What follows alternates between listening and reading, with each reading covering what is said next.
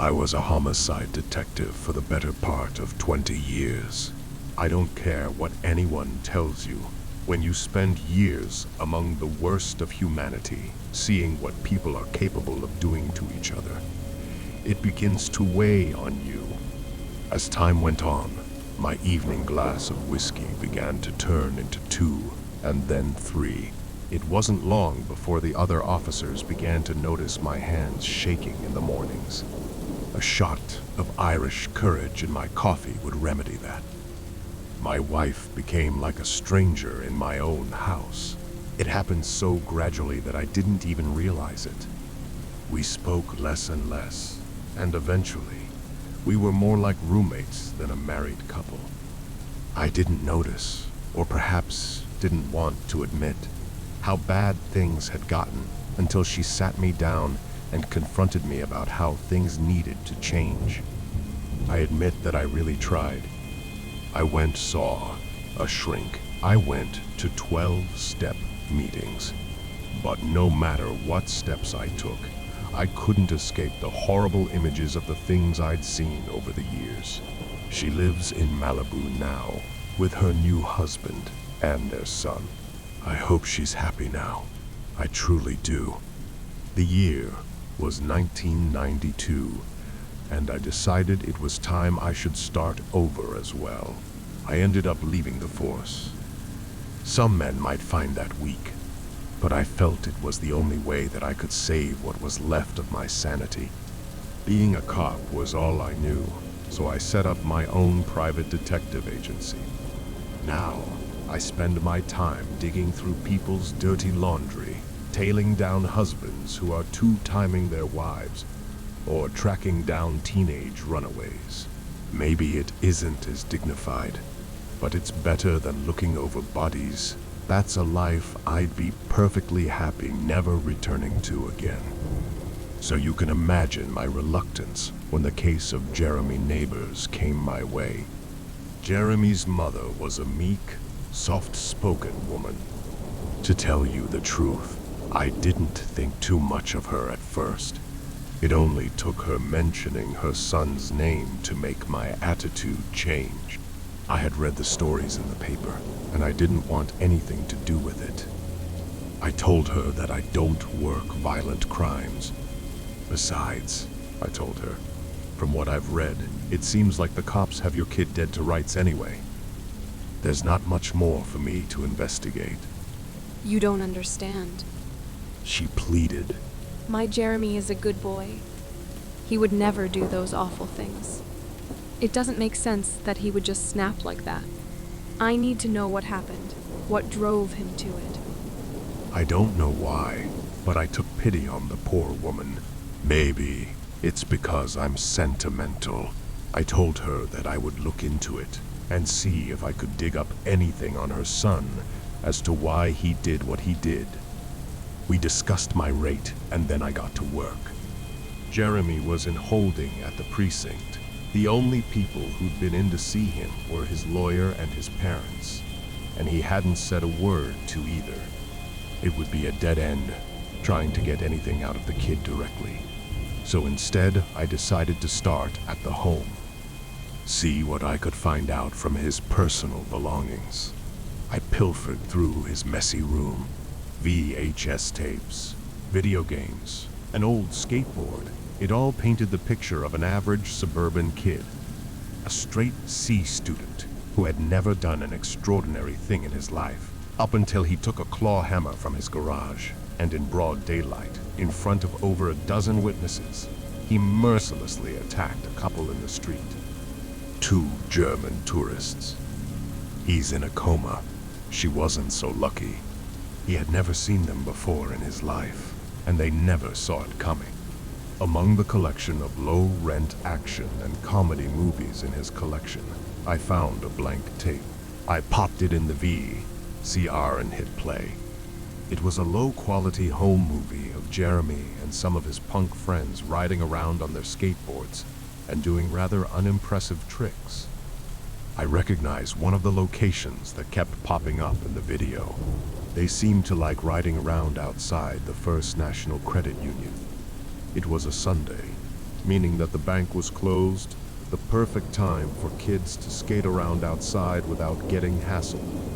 I decided to try my luck and make my way there on the off chance I would find them. And wouldn't you know it, when I arrived, there was a group of punks hanging out in front of the bank when I arrived.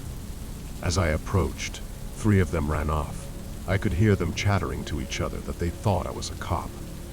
"Don't worry," I called out. "I'm not the police." Only one of them stayed behind. Hey, man, He said, we're not bothering anyone. The bank's closed today. "I told you, I'm not a cop," I responded. "I recognized you from a skateboarding tape you made with Jeremy Neighbors." His mother asked me to look into what happened with him, and I was hoping you could answer a few questions. Look, dude, I already told the cops everything I know. I'm sure you did, but sometimes it can be good to get a new set of eyes on things. Maybe I'll pick up on something they didn't. It'll only take a minute, I promise, All right. he said, reluctantly. What do you want to know? Let's start with your name. I'm Tyler. Nice to meet you, Tyler. How long have you known Jeremy?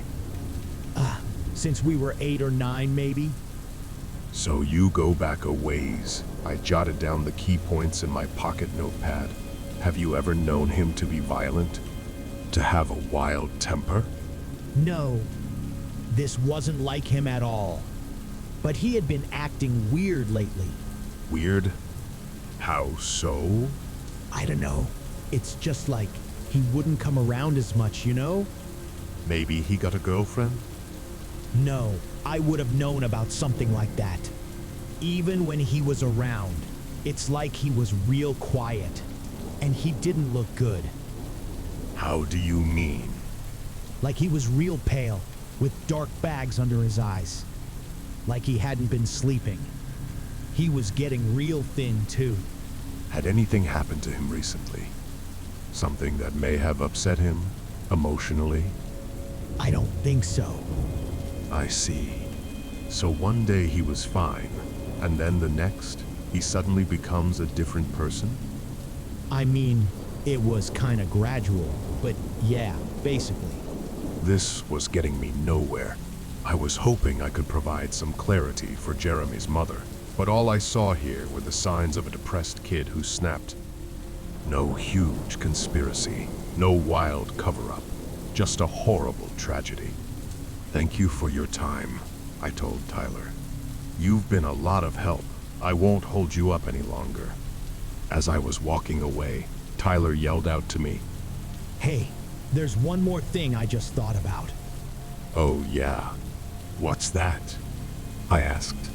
Right before he started changing, Jeremy signed up for some kind of study. A study? What do you mean by study? Well, like, we were all at the mall, and some guy came up to us and said he worked for a video game company. He wanted to know if we'd test his new game. It seemed kind of sketchy to me, but Jeremy agreed to it. I think he'd been playing it a lot lately. "Thank you very much," I responded, and was on my way. It wasn't much, but at least it was a lead. Usually, it was the paranoid Bible thumpers who would tout the idea of video games or heavy metal corrupting the youth. Always afraid that weed and rock and roll would lead the kids on a path to Satan. I didn't think much of that kind of foolishness. People make their own decisions. But I didn't have anything else to go on. I might as well check out this game. Jeremy had a plastic tote of video game cartridges on top of his dresser. I asked his mother if I could take them with me, as well as the console for further investigation. She agreed. I took them back to my apartment and began to examine the games. They all seemed pretty uniform. Gray plastic rectangles with cartoon illustrations on the front of muscle-bound action heroes shooting aliens with laser rifles. I was never much for this kind of thing, but there, among the rest, was an outlier. This cartridge was black and had no images or labeling of any kind. I think I found what I was looking for. I hooked the machine up to my television and popped the game inside. A title screen came up in big, blocky letters. One word, Sisyphus, with some smaller text beneath it. The game seemed simple enough. You started as a peasant in what looked like ancient Rome. You made your way through marketplaces, vineyards, and the countryside while fighting off hordes of Roman soldiers. What am I doing? I thought to myself, what answers could I possibly hope to learn from playing this game? But something about it had me hooked. It was as if I couldn't turn away from the game. When I finally got my wits about me, I looked at my watch and saw that it was nearly 2 in the morning. I had been playing for nearly 6 hours. How was that possible? It seems like I had just started. When I shut off the television, a sharp pain shot through my skull, and I felt a tremendous pressure behind my eyes. I wrote it off as staring at the screen for too long. I had to get to bed and start fresh in the morning. That night, my dreams were invaded by haunting visions. I saw myself walking along a busy sidewalk along a city street, off in the crowd. I saw the face of my wife. She was with her new husband and their beautiful baby, and they looked so happy. I felt myself overcome with rage. In a flash, the crowd was screaming and running, panicked in all directions. Confused, I looked down at my hands to see a blood-soaked hammer clenched in my fist, and the mangled bodies of my wife and her new family lying at my feet. I awoke in a cold sweat. My head was spinning, and I felt sick to my stomach. I jumped out of bed and ran to the bathroom, barely making it to the toilet before spewing out what little food I'd had that day. What was wrong with me? Suddenly, I felt a compelling urge to go back to the television, to turn the game on again. Without thinking, I got up and made my way to the living room and switched on the console. When the title screen came up, I snapped myself out of it. It was like I had done it all impulsively, without even realizing it. I think I was on to something here. I studied the screen closely and looked at the fine print below the title of the game. Nexus Dynamic Studios, copyright 1992. I had my next lead. I wrote down the name, unplugged the machine, and stowed it away in my closet. Then I went back to bed and spent a fitful night. The next day, I made my way to looking into the business records of Nexus Dynamic Studios. I found that they had recently leased some office space in town and gave them a call. I told the receptionist that I was the owner of a video game outlet and was interested in carrying some of their games. I asked if there was someone there I could meet with.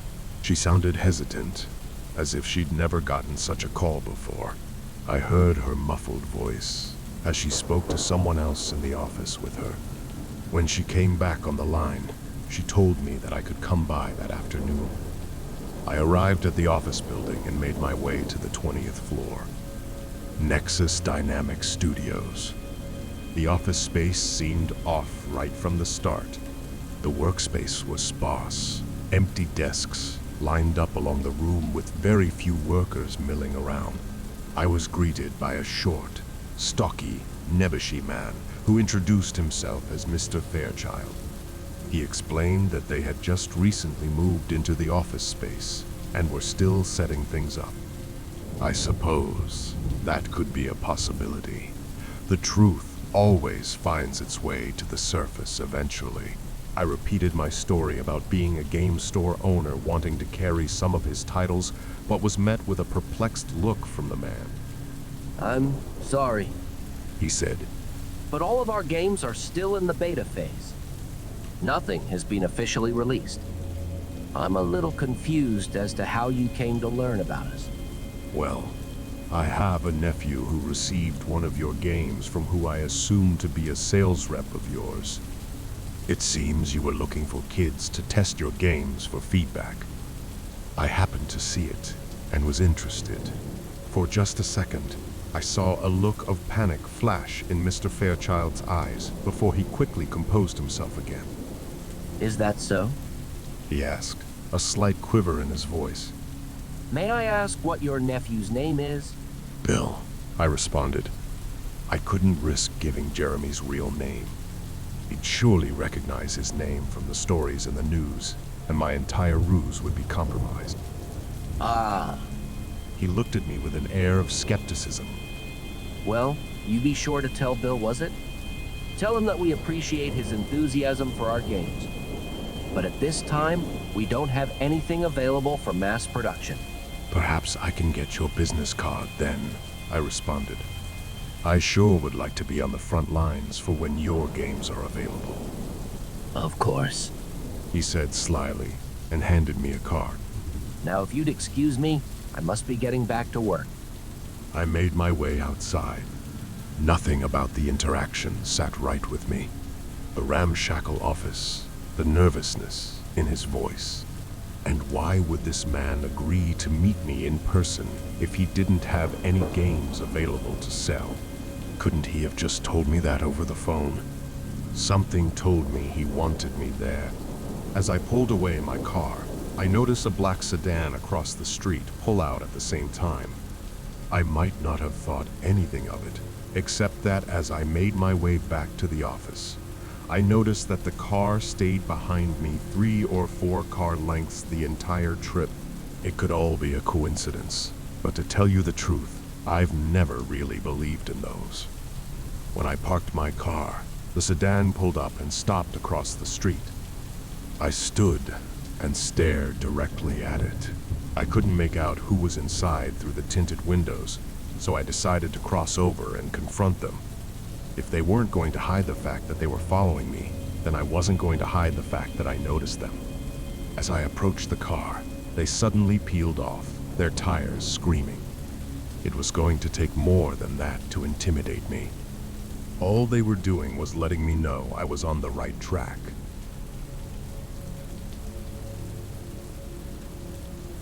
If you're enjoying the video, please like, share, and subscribe so that we can continue to bring you original horror stories. Thank you very much, and now please enjoy the conclusion of this week's story. My next step was to look into Nexus Dynamic Studios. The company seemed to appear overnight. According to their business records, they were founded less than a year ago. The business was owned by a parent company called Apex Industries. Looking into them, I dug up that they were based out of Ohio, but they also were only a few years older. That company had been founded by 2 men who were formerly on the board of directors for yet another company called Quantum Sphere Technologies, based out of Oregon. It went on and on. A seemingly endless string of companies that would pop up out of nowhere and then spawn more and more under them. The more I looked into this tangled web, the more my head hurt. A searing pain in my brain that was met with bright flashes of color. Soon, I couldn't even see enough to continue my research. I've never been prone to migraines before. This was truly beginning to worry me. A little voice in the back of my head kept repeating the same word, Sisyphus. There was no more work that I could get done that night, so I made my way home. As soon as I entered my apartment, I instinctively dug the gaming console out of my closet where I'd stored it and set it up again. As the game booted up, the pain in my skull dissipated. In an almost trance-like state, I sat playing the game for hours. I was jolted back to reality by the ringing of my telephone. I staggered out of my stupor and muttered into the receiver a groggy hello. "You better watch it," came a muffled, almost robotic voice from the other end. "What?" I responded. "Accidents happen every day. We wouldn't want anything bad to happen to anyone. In, let's say, Malibu. Malibu, are you threatening my wife? Who is this? The phone clicked, and I was met with the dial tone. Their message was clearly sent. Immediately, I called up my ex-wife. I didn't care that it was the middle of the night. This couldn't wait. I immediately called up my ex Jenny, I said, trying not to panic when she answered the phone. You have to listen to me. You need to get out of the house, Frank? she said, still half asleep. What are you talking about? Listen, I can't explain right now. Just trust me. You have to get Eddie and your baby and get out of the house. Get out of town. You just have to trust me. You sound crazy. I haven't heard from you in over a year, and suddenly you call me up in the middle of the night ranting and raving? You have to listen to me. You just have to leave. I can't know where you go. Just go. I'll find you when it's safe. But for now, you're just going to have to trust me on this. Frank, have you been drinking again? I know the divorce was hard on you, but you can't keep destroying yourself. I can't talk to you until you get help for yourself. Goodbye. And with that, she hung up. I tried calling back, but was met with a busy signal. She'd taken the phone off the hook. I would try to get in touch with the sheriff of Malibu in the morning to see if I could get a protective order put on my wife's family. This was getting out of hand. The next morning when I got to my office, the door was ajar. I entered to find the place ransacked. Papers were strewn about everywhere. Each desk drawer was opened with the contest thrown all over. The place was trashed. As I stood looking around in disbelief, the phone suddenly rang. I rushed to answer it and was met with a voice different than the one I had heard the night before. You have to be careful. He said, "Who is this?" I yelled back. Not here. He responded, There's a payphone outside your office. Get to it now. He hung up. I had no choice. I quickly rushed out of my office and ran outside. Sure enough, the payphone was ringing. I answered, and the man told me to meet him at a bar called Hannigan's, that he would have the answers I was looking for. I found Hannigan's in a part of town I would usually avoid. There's no nice way to put it. These were the slums. I entered the dark, smoky room, not sure what to expect. I droll, country song, played low out of an old jukebox, and a few sad winos made up the patrons of the bar. I looked around and spotted a thin, wiry man sitting in a booth in the corner, waving me towards him. He wasted no time when I sat down across from him. You need to back off. He said while nervously sucking down his cigarette. You're gaining the kind of attention that you really don't want. Is that so? I answered. And just who are you anyway? My name's Fred, and I'm the best friend you've got right now. I know you saw them following you yesterday, and that number they did on your office last night. You can see they're not intimidated by you, and they're making no attempt to hide. That's a level of power you're outclassed for. Tell me, have they threatened your loved ones yet? The man knew what he was talking about. The question now was, could I trust him? Okay, so if you know so much, tell me this. Just who are these guys? Who's the man behind the curtain? And more importantly, who are you that you should know so much and want to help me out? Then, haven't you figured it out yet? They're they. The ones who are behind it all. As for me, I'm what they call a coder. Nobody special.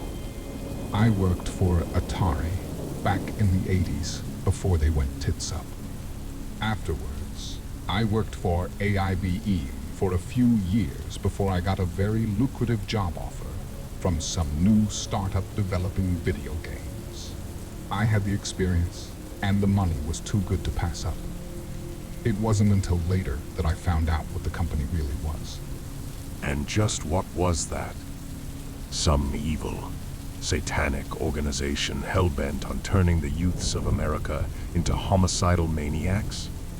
Get real. Fred scoffed and lit a new cigarette. They've been at it a lot longer than you realize. They just had different names, different methods. Back in the 60s, during Vietnam, they tried their hands at pharmaceuticals. Modern times call for modern practices, and now they're turning to technology. It's been going on for years now. Their first crack at this kind of thing was years ago in Oregon. They tried it out in an arcade, but the results were too public, too widespread.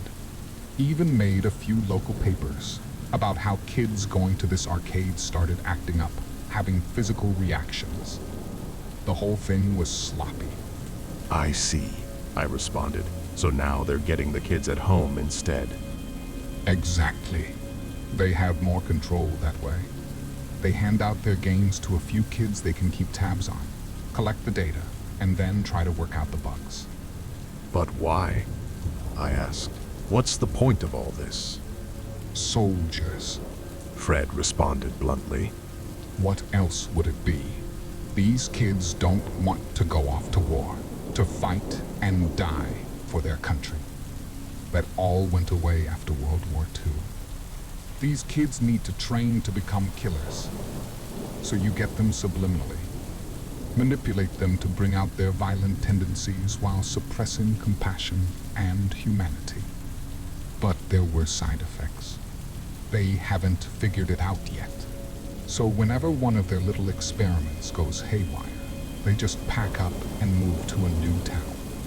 Start over again with a fresh crop. Your Jeremy Neighbors, he's just the latest in a long line of data. Why are you telling me all this? I thought you said you work for these guys. I did, but it all became too much. I just wanted to make video games. I didn't sign on to kill no kids. But they had me. I knew too much, so I had to run. Ever since I've been doing my best to follow the company, to gather what I could so I could expose them. But every time I get close, they move on, and it starts all over again. We decided that we would work together. With his inside knowledge and our combined research, we could go to the press, expose this whole damn thing. For the first time since taking this case, I felt optimistic about the outcome. We stepped out of the dank bar into the light of day, with the actual belief and hope that we would bring it all down. Just then, I heard the screaming of tires. There wasn't a second to react as a large black SUV jumped the curb and came barreling towards us. I was able to jump back, the truck missing me by mere inches. Fred wasn't as lucky. The truck sped off into the distance as Fred lay crushed and bloody in my arms. I hit and run with no witnesses. How convenient. When I returned to my apartment, I wasn't surprised to see that it had also been broken into. Only one thing was missing. I'll let you guess what it was. Not long afterward, her voice was shaking as she told me that she no longer required my services. She'd come to terms with the fact that her son had just snapped. I'd never in my life felt so defeated. Years have gone by, but still, I look in the newspapers for stories of young people who snap, who commit horrible acts of violence. And then I look into the business records of their towns for sudden pop-up tech companies. I have to keep my work as hidden as I can, but I'm still compiling my list, mapping out my timeline and gathering names. And someday, I hope that I'll be able to finally enact justice for all the victims that I've uncovered. But sometimes, it feels so hard to push the boulder up that hill.